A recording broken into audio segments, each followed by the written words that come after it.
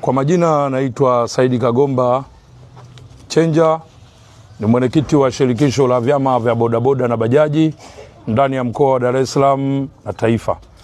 Leo tuko hapa siku ya Ijumaa kuweza kumkabidhi huyu kijana wetu Bwana George kutokana na maafa yale aliyopata ya kuweza kupata jeraha ya kiungo chake cha mguu.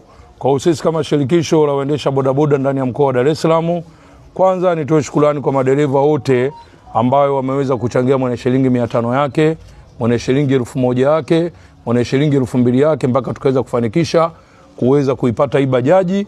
Leo tunamkabidhi bajaji, lakini bado tutamkabidhi na mguu kwa kupitia vile shirikisho na mdau ambaye walioweza kuchanga na kuweza kumkabidhi leo hii. Kwa majina naitwa George Colonel Chipeta, mkazi wa Majoe. Nashukuru ndugu zangu chama cha vyombo vya moto wa bodaboda na bajaji, mwenyekiti na kamati yake kwa kunisaidia kwa hichi walicho. Inawezekana nilikuwa sina matumaini, lakini kwa angalau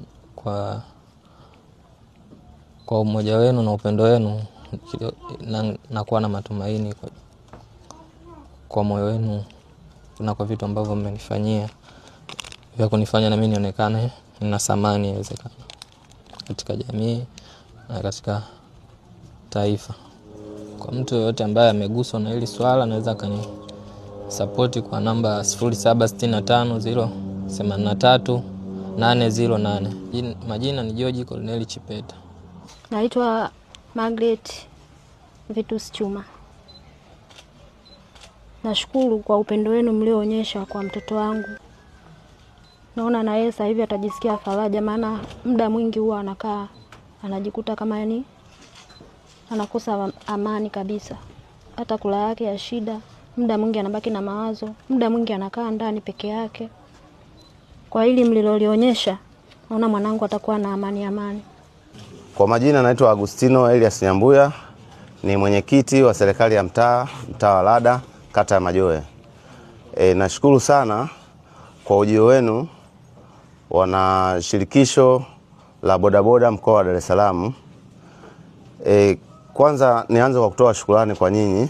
Mmefanya jambo kubwa sana ambalo hata mimi sikutegemea kama kuna kitu kitafanyika kama hiki.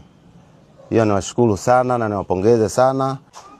Kiukweli nashindwa hata kuelezea kwa fulani nilionayo mlomfanyia mwananchi wangu ambaye alipata tatizo hili kwenye haya machafuko yaliyopita ya tarehe 29 na 30.